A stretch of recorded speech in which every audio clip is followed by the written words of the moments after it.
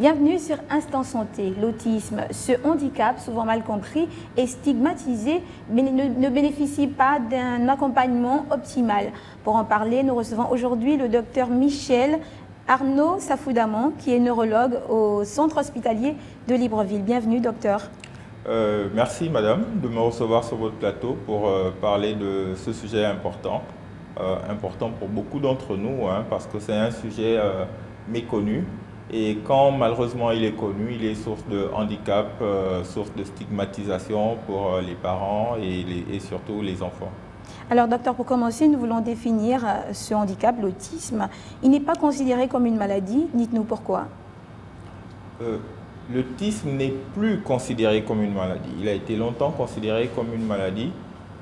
Et désormais, on parle, si on va sur un moteur de recherche en ligne, pour ne pas citer Google, si on va regarder la définition, on verra trouble neurodéveloppemental. J'avoue que c'est un terme un peu savant et même pour la majorité d'entre nous, les médecins, on ne peut pas forcément situer tout de suite ce que ça veut dire un trouble neurodéveloppemental. En gros, il s'agit d'une anomalie génétique qui va perturber le développement du système nerveux et donc du cerveau, des structures cérébrales de l'enfant depuis la phase embryonnaire et sera responsable des manifestations cliniques chez l'enfant que l'on va observer en consultation de neurologie pédiatrique. Alors, docteur, selon nos recherches, près d'un enfant sur 160 est atteint d'autisme en 2021, ce qui est vraiment énorme. Quelles sont vraiment les causes de ce handicap? Oui, un enfant sur 160, ce sont plutôt les chiffres qu'on trouve dans la littérature, sont essentiellement les chiffres nord-américains qui stipulent qu'un enfant, plutôt un garçon sur 160 et une fille sur 45 à peu près. Donc les garçons sont plus souvent concernés que les filles et les filles beaucoup moins. Est-ce que c'est lié à leur constitution car les garçons et les filles n'ont pas le même patrimoine génétique? Ou seulement est-ce que c'est lié au fait que les filles soient sous-diagnostiquées? Ça aussi, c'est une hypothèse qui a été émise. Okay. Les causes ne sont pas connues, il n'y a pas de cause spécifique. On sait cependant que les gènes de l'enfant, qu'il hérite de son papa et de sa maman, lors de leur agencement et de leur développement, vont subir des anomalies. Cela ne veut pas dire que la maman et le papa ont transmis des gènes entre guillemets anormaux à l'enfant. Ce n'est pas donc quelque chose que l'on peut prévenir? Non, on ne peut pas le prévenir. On ne peut pas le prévenir avant la naissance, on ne peut pas le prévenir dans les premiers jours de vie, mais très tôt, le diagnostic peut être posé. Alors, il se dit que les premiers signes sont souvent perceptibles avant l'âge de 3 ans. Quels sont-ils, ces signes? Oui, 3 ans, c'est même déjà très avancé. Les premiers signes peuvent être perceptibles très tôt, dès les premières interactions. Les troubles du spectre de l'autisme se caractérisent par un déficit des interactions réciproques. C'est-à-dire que l'enfant ne va pas interagir avec la personne en face de lui et la première personne, c'est souvent la maman.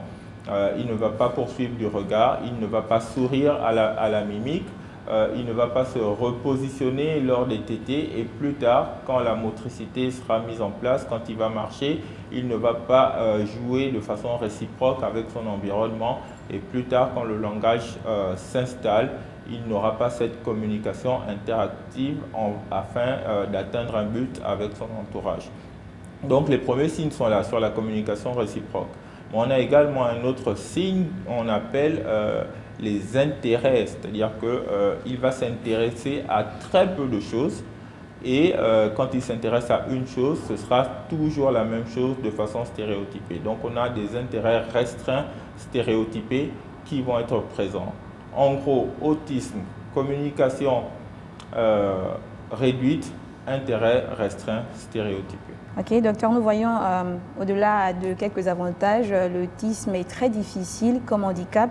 Existe-t-il un traitement et si oui, en quoi consiste-t-il? La notion de traitement s'applique aux maladies et on a dit que l'autisme ou les troubles du spectre autistique n'étaient pas une maladie. Mais il y a une prise en charge bien sûr et la prise en charge est celle du handicap. Il faut intégrer le handicap ici comme une situation qui nous met en retard par rapport aux autres quant à l'atteinte des objectifs standardisés et préalablement définis par la société. On va marcher plus tard, on va parler plus tard, on va écrire plus tard. Et pour combler ce gap, soit on nous donne plus de temps, et on est patient, on se dit ok, voilà, il a un handicap et il faut lui donner plus de temps. Soit en plus de nous donner plus de temps, on nous accorde du soutien.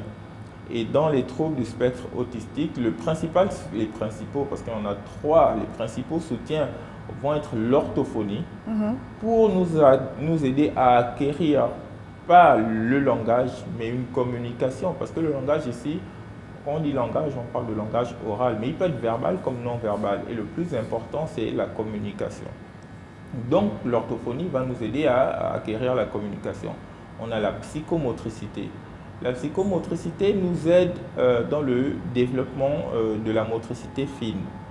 Pour caricaturer, nous aide à nous servir de nos 2 mains et de nos 10 doigts. On peut se boutonner, on peut lasser ses chaussures, on peut se peigner, mais pour les dames, on peut se maquiller. Et si on apprend une jeune fille à se maquiller, elle peut devenir coiffeuse, maquilleuse.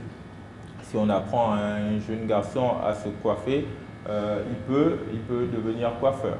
D'accord? Et ça fait un enfant à qui on a appris une activité qui, plus tard, apprendra un métier.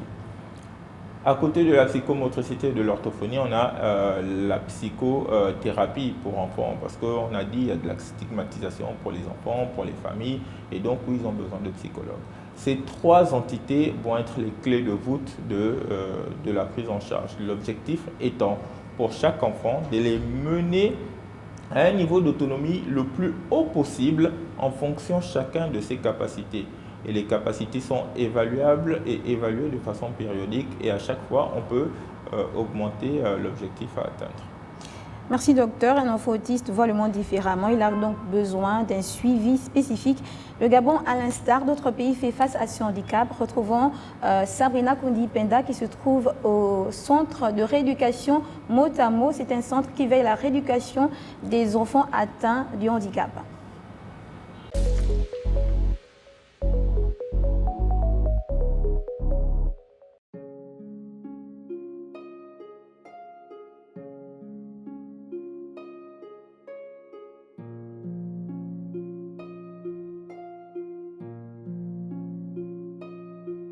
Nous sommes ici au centre de rééducation Motamo, un centre qui accompagne les enfants victimes de déficiences. Et dans cette catégorie, on retrouve également des autistes, c'est-à-dire ceux ayant un trouble du neurodéveloppement affectant considérablement le langage, la motricité, la perception, les émotions et parfois même les interactions sociales.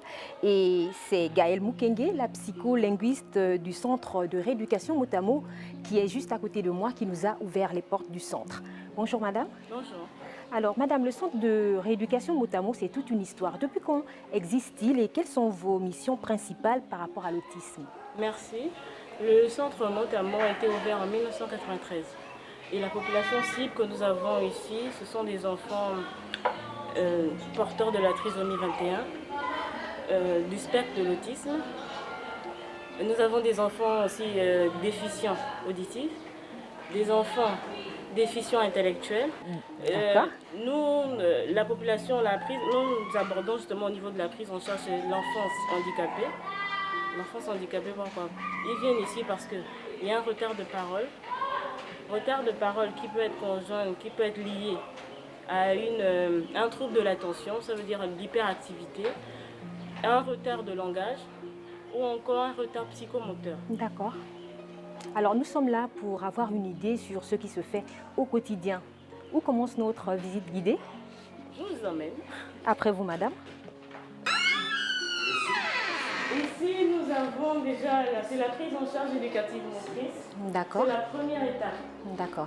Parce que quand un enfant autiste, il vient des enfants qui ne parlent pas, qui n'ont pas, parce que la première difficulté, c'est de la communication. Il y a des enfants qui ne parlent pas, qui parlent peu ou qui parlent beaucoup. Donc, dans la prise en charge éducative motrice, qu'est-ce qui est fait? Il y a de l'imitation. On stabilise d'abord le comportement. D'accord. Voilà.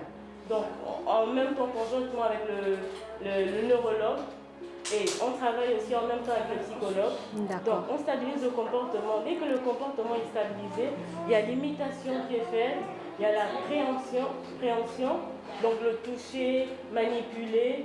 Il y a aussi la perception, l'identification des imagés par catégorie. Ça peut être des animaux, par fruits, par transport. Qu'est-ce qui se fait concrètement? On se rend compte qu'il y a des enfants. Est-ce qu'il y a des jeux bien adaptés pour booster cette prise en charge-là? Le jeu, c'est l'éveil d'abord.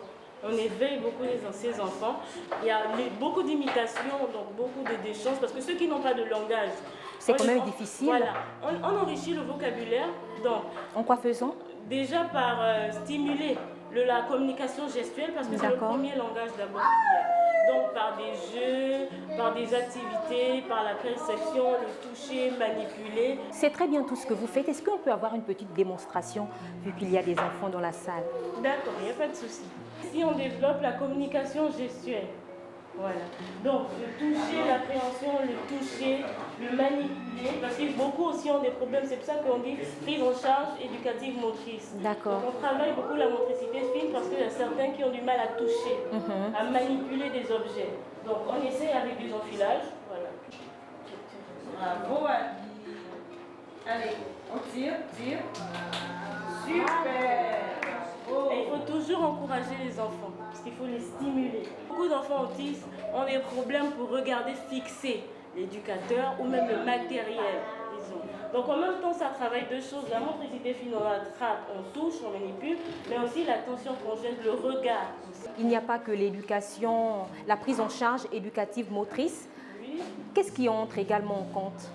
Oui, donc, hormis la prise en charge éducative motrice, nous avons aussi la pédagogie, la prise en charge pédagogique. D'accord, on y va? On y va.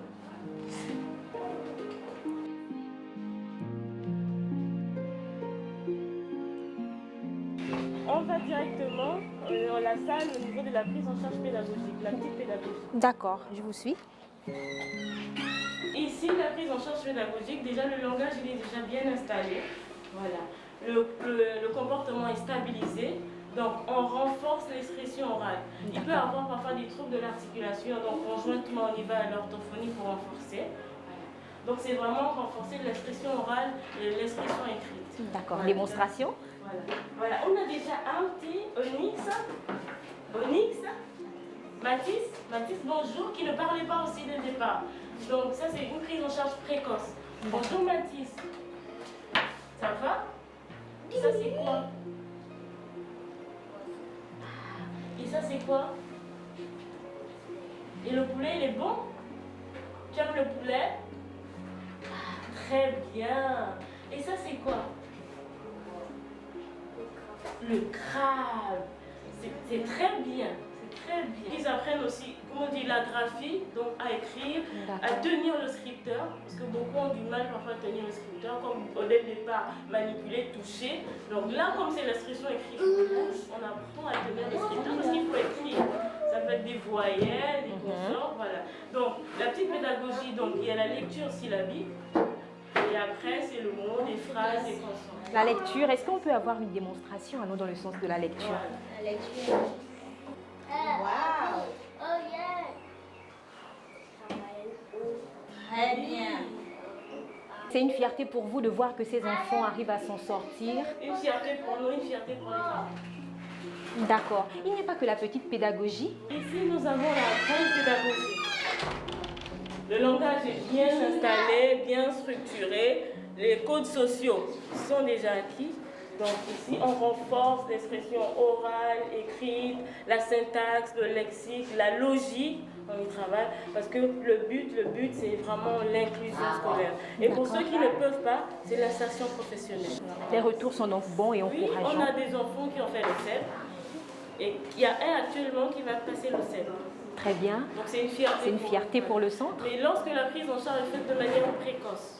Alors Madame Gaëlle Mukenge, on se rend compte qu'ici au centre de rééducation Motamo, c'est toute une organisation qui est faite pour mieux accompagner les enfants victimes de déficience. Il n'y a pas que les éducateurs, il y a également des spécialistes en santé qui viennent renforcer les efforts fournis ici. On travaille conjointement avec le psychologue, des pédiatres parce qu'ils nous envoient des enfants. Et aussi le neurologue. Tous les 15 jours, un neurologue vient sur place au lieu qu'ils aillent dans un hôpital où il y aura d'autres parents qui ne comprendront pas justement ces troubles de comportement. C'est important de travailler avec le corps médical sans s'entourner. Alors avec vous, on comprend très bien que le centre de rééducation Motamo travaille comme il se doit. Mais il n'y a pas que cette prise en charge, il y a également un espace vert aménagé pour mieux accompagner ces enfants. Après vous, madame? Ici, c'est l'espace vert, donc tout ce qui est jeu, tout ce qui est éveil vraiment. D'accord. Des chants, des comptines, parce qu'il ne faut pas qu'ils soient constamment enfermés dans les salles de classe. Donc il y a des ballons, travailler la motricité générale, motricité générale, beaucoup de jeux. Beaucoup de jeux. Beaucoup d'interactions, voilà, visuelles sous contact. Et là, on se rapproche. Tout ceci n'est pas là en vain. On a du sable. Pourquoi du sable? Oui, parce qu'on travaille aussi la préhension, toucher. Ils apprennent à toucher, manipuler. Donc, ils apprennent à mettre les pieds sur le sable. Pour avoir cette sensation, c'est ça? Voilà. Parce que lorsqu'on touche du sable, on ressent. Hein? Oui, on ressent la texture, voilà, les couleurs. Donc, on sait ce que c'est. On fait la différence entre la terre, le caillou. Et là, ils sont en plein air. Merci Madame Gaëlle Mukenge pour toutes ces explications. Je rappelle que vous êtes la psycholinguiste du centre de rééducation Motamo. Merci beaucoup. Merci à vous. C'est ici que s'achève cette immersion au centre de rééducation Motamo. On se dit au revoir et à très bientôt pour une prochaine aventure.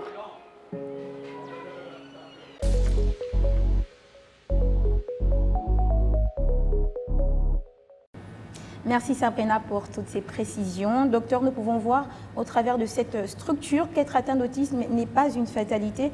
Il y a de l'espoir si on est bien suivi. Effectivement, et je tiens à saluer ici les efforts de ces professionnels de santé qui sont aux côtés des enfants. Je tiens également à saluer, mais par-dessus tout, les parents, pour qui ce n'est pas facile. C'est pas facile parce que en tant que parent, on a des projections pour nos enfants, et quand on a un enfant vivant avec le handicap, forcément on voit un peu ces projections voire ou brisées ou annulées ou détruites, et c'est pas évident et souvent la dynamique familiale peut être perturbée. On a des familles qui se sont détruites du fait de ces enfants qui n'ont rien demandé, d'accord, qui n'ont rien demandé. Et je dis souvent, il n'y a aucun parent, aucune maman, aucun papa qui peut regarder son enfant avec un trouble du spectre autistique dans les yeux en lui disant « j'aurais aimé avoir un autre enfant ». On est tous un peu fiers de nos enfants tels qu'ils soient. Donc il faut encourager tout le monde, les parents en premier. Il faut encourager les professionnels de santé à se former de façon adéquate, de façon précise, parce que sans cette formation, l'aide que l'on apporte n'est peut-être pas pertinente, et les parents qui viennent vers nous avec beaucoup d'espoir s'en trouvent déçus. Alors oui, vous parlez de formation parce qu'un enfant autiste doit être bien suivi. Existe-t-il au niveau du Gabon des structures de formation pour les enfants autistes? Oui, votre question a 2 voire plusieurs volets.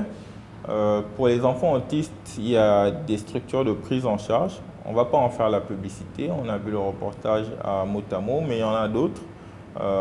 Ils devront en avoir plus. On espère que toutes ces structures pourront un jour s'agréger et en faire une grande, voire toutes devenir plus grandes. Pour les professionnels, la prise en charge des enfants avec des troubles du spectre de l'autisme passe par les professionnels qui en font le diagnostic, qui en font les évaluations et qui en font la rééducation, si je peux m'exprimer ainsi. Donc les professionnels qui en font le diagnostic, les neurologues et les pédiatres, sont pleinement formés au Gabon depuis leur formation initiale de médecine jusqu'à leur formation de spécialisation dans le cadre des diplômes d'études spécialisées en médecine, en neurologie, qui est dirigé par le professeur Pouna Philomène, notre cher maître, et en pédiatrie par le professeur Atekbo. Pour les kinésithérapeutes, il y a désormais une formation également au sein de l'Université de sciences de la santé.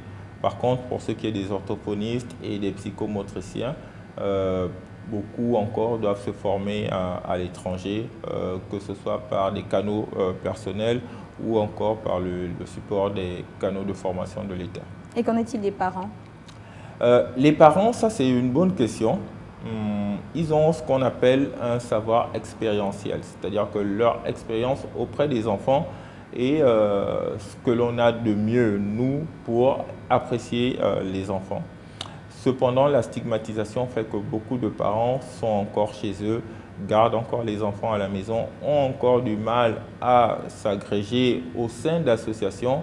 Et croyez-moi, les associations de parents dans la majorité des pays sont une très bonne chose pour aider les parents qui entrent dans le diagnostic à mieux prendre en charge leurs enfants. Donc, on n'a pas encore marqué beaucoup de points là-dessus. Il existe un groupe, je pense qu'il est informel parce qu'il n'est pas bien formalisé, qui s'appelle Gravir les montagnes. J'ai eu l'occasion de recevoir à ma consultation des parents qui m'ont dit qu'ils appartenaient à ce groupe. Okay. Mais il serait bien qu'au-delà d'avoir un groupe, que ce soit sur les réseaux sociaux, qu'il y ait un groupe physique où les gens se regroupent et échangent leurs expériences pour se donner plus de motivation et aussi plus d'outils pour mieux prendre en charge les enfants. Alors les parents, vous avez l'information qu'il existe des groupes et des associations que vous pourrez intégrer afin de mieux suivre vos enfants. Docteur, prendre soin d'un enfant autiste n'est pas une tâche facile. Qu'en est-il de la prise en charge au Gabon? Oui, la prise en charge, on l'a dit, hein, elle est pour l'instant pluridisciplinaire. Okay. Dit comme ça fait bien, ça veut dire qu'il y a plusieurs personnes qui s'en occupent. Mais la pluridisciplinarité fait que chacun, le neuropédiatre va évaluer dans son coin, l'orthophoniste va faire l'orthophonie dans son coin, le psychomotricien va faire sa psychomotricité dans son coin. Il serait temps que l'on passe à la transdisciplinarité où on se met tous ensemble. Pourquoi pas créer un centre aujourd'hui, demain, plus tard, ce serait un bel objectif à atteindre. Okay. On se met tous ensemble pour le bien des enfants et des parents. Parce que rappelons que ces enfants que nous avons aujourd'hui seront dans 20-30 ans des adultes. Et si aujourd'hui ils ont les parents à leur chevet, dans 20-30 ans, les parents auront tous 20-30 ans en plus. Ils seront donc plus vieux, moins forts, et les enfants seront plus vieux, plus forts. Donc ça va être difficile pour des gens moins forts physiquement de prendre en charge des enfants avec une force physique qui sera beaucoup plus importante. Donc des structures de prise en charge pour autonomiser les enfants serait vraiment une bonne chose. Alors nous sommes arrivés au terme de notre émission. Avez-vous un mot pour la fin, peut-être un conseil envers les parents qui endurent ces difficultés? Oui, le mot de la fin, ce serait d'abord féliciter les parents pour leurs efforts. Je ne cesse de les féliciter parce que je pense que les parents sont ceux qui font le plus d'efforts. Nous, on est là de façon ponctuelle, mais eux, ils ont les enfants 24 heures sur 24. Quand ces enfants ont des nuits blanches, ils ont les nuits blanches avec les enfants. Oui. Ils nous appellent, on les voit 30 minutes, 1 heure, mais eux, ils ont les enfants 24 heures sur 24. Donc, mon mot de la fin commence par des félicitations à l'endroit des parents. Oui. Mon mot de la fin est également à l'endroit des professionnels de santé qui ont en charge les enfants. Ne pas mésestimer un trouble, orienter un enfant chez qui on suspecte un déficit du contact social, une pauvreté des affects, l'orienter chez un spécialiste pour qu'il soit évalué. Un autre mot de la fin, en l'endroit de nous tous en tant que société, pour dire qu'il n'y a pas de normalité, pas d'anomalie. Personne n'est normal, personne n'est anormal. Il n'y a que des différences. Et ces différences ne sont ni un mauvais sort, ni un esprit venu du ciel ou des enfers en fonction de nos croyances. Tout à fait. D'accord. Ni on va laisser nos grands-parents tranquilles, ni du fait d'un grand-père ou d'une grand-mère au village qui serait responsable de ceci ou cela parce qu'on ne voulait pas que le fils épouse la fille ou que la fille épouse le fils. Et donc voilà, la famille est frappée d'un mauvais sort et du coup, ce sont les enfants qui en sont atteints. Nous, en tant que société, Un enfant avec un trouble du spectre de l'autisme n'est pas du fait de la mère. La mère n'est pas responsable de la maladie de son enfant, encore moins le père. On l'a dit, c'est une anomalie génétique qui n'est pas contrôlable, qui n'est pas prévisible, qui peut arriver à chacun d'entre nous, qui peut arriver plus d'une fois dans la même famille sans que ce ne soit la faute des parents. Merci. Merci, Dr Michel Arnaud Safoudamon. Nous rappelons que vous êtes neurologue au centre hospitalier de Libreville. Merci de nous avoir édifiés sur l'autisme et tout ce qui découle de ce handicap. Nous retenons que l'autisme n'est pas une fatalité. Un bon suivi peut garantir un meilleur développement de l'enfant. Il est donc nécessaire de se faire former, que l'on soit professionnel de santé ou parent, pour un accompagnement efficace. Quant à vous, chers téléspectateurs, merci de nous avoir suivis. Nous rappelons que nos programmes continuent sur nos plateformes numériques qui s'affichent au bas de votre écran. À très bientôt pour un prochain numéro d'Instant Santé sur Gabon 24.